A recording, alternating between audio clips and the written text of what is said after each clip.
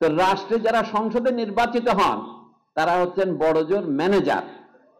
মালিকেরা তাদেরকে নিয়োগ দেন এবং তারা যদি সঠিকভাবে দায়িত্ব পালন না করেন, মালিকের অধিকার আছে তাদেরকে চাকরি থেকে বরখাস্ত করার।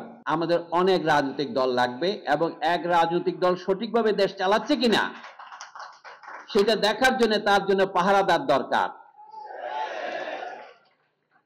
এবং যারাই রাজনৈতিক ক্ষমতায় আসেন তারা যদি জনগণের সামনে জবাবদিহি করতে বাধ্য না হন তাহলে তারা বিপদগামী হবেন, সেটা প্রায় 90% নিশ্চিত করে বলা যায়, কারণ আমাদের ইতিহাসে তার সাক্ষ্য দিচ্ছেন। সুতরাং নতুন রাজনৈতিক দল গঠন করার যৌক্তিকতা নিয়ে কথা বলার দরকার নাই। আমরা কোন ধরনের রাষ্ট্র গঠন করব, আমাদের রাজনৈতিক দলকে সেরকম হতে হবে। আমরা যে প্রতিশ্রুতিতে আমাদের দেশ ব্রিটিশ শাসন থেকে মুক্ত হয়েছিল, গতবারের সরকারের প্রধান ত্রুটি কোথায় ছিল?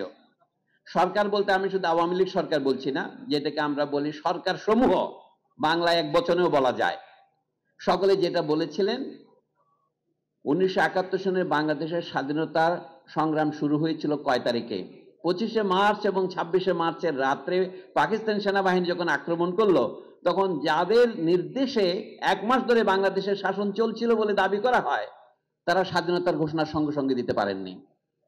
সেই ঘোষণা এসেছে 15 দিন পরে সীমান্তে গিয়ে 1971-এর 10 এপ্রিল। এটা আপনারা জানেন। সেইখানে যে অঙ্গীকার দেওয়া হয়েছিল সেই অঙ্গীকার আমরা গত 53-54 বছরে পালন করতে পারিনি। বাংলাদেশের মানুষের মধ্যে ঘোষণা ছিল নতুন যে রাষ্ট্র হবে, পাকিস্তানিরা আক্রমণ করেছে সেই জন্য আমরা একটা স্বাধীনতা ঘোষণা করি নাই। সেটার অতিরিক্ত যে নতুন রাষ্ট্রের যে অঙ্গীকার করেছিলাম, সেখানে মানুষে মানুষে কোনো বৈষম্য থাকবে না, সেই শব্দটা ছিল সাম্য।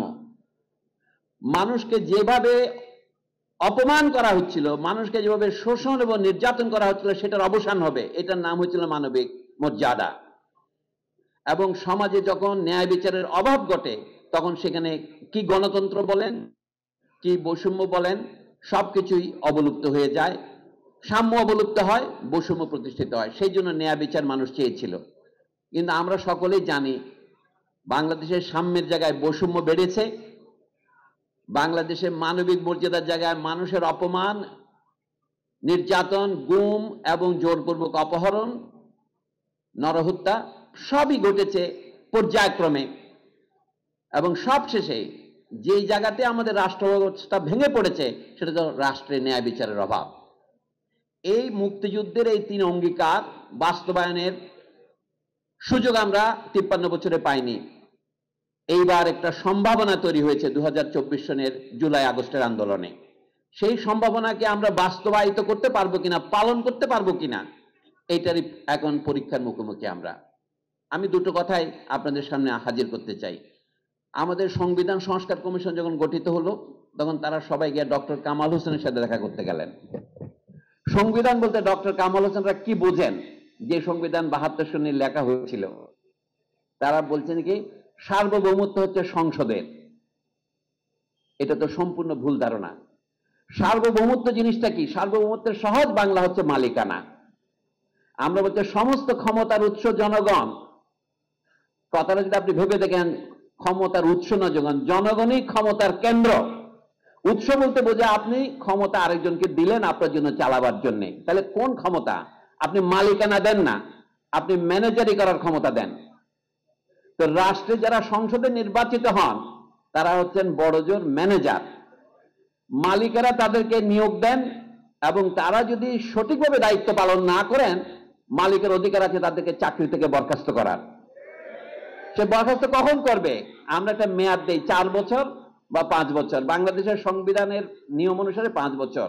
যদি 5 বছরের মধ্যে সে দায়িত্ব পালনে অক্ষম হয় বা দায়িত্ব থেকে সে বেইমানি করে, তখন তাকে বসিয়ে দেওয়ার ক্ষমতা জনগণের থাকবে। এইটা হচ্ছে জনগণের সার্বভৌমত্ব। দুটো কথা আমি আপনাদের মনে করে দিতে। সার্বভৌমত্ব জিনিসটা হচ্ছে অবিভাজ্য, অখণ্ড। আমরা বাংলাদেশের এখন ধরুন 18 কোটি লোক আছি। 18 কোটি লোক মিলেই কিন্তু সার্বভৌমত্ব। একজনের কোনো সার্বভৌমত্ব হয় না, 2 জনের হয় না। কিন্তু আমরা কার্যত কি করেছিলাম?